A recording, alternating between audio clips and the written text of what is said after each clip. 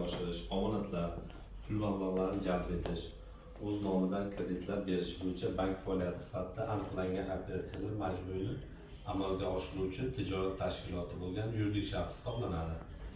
Albatta endi yana sizlarga ko'proq tushunchaga bo'ladigan omonat tushunchasi quyidagi shartlarni barchasiga muvofiq bo'lgan qo'yilgan pul mablag'lari omonat depoziti hisoblanadi.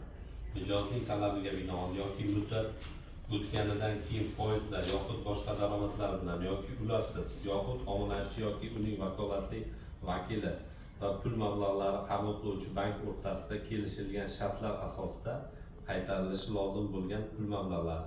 Omonat tushunasizlar, mana omonat qo'yasizlar, o'shani ma'lum shartlar asosida o'rtada bank bilan mijoz o'rtasida shartnoma bo'ladi. Aytaylik, foizi shunchagacha shuncha yo 1 yil muddatiga shuncha foiz, o'sha foizga qo'yiladi demoqchi. Vakolatli vakili degani endi masalan vafot etsa, uni merosxo'rlariga o'sha 6 oydan keyin meros rasmiylashtirilganda o'sha merosxo'rlariga beriladi.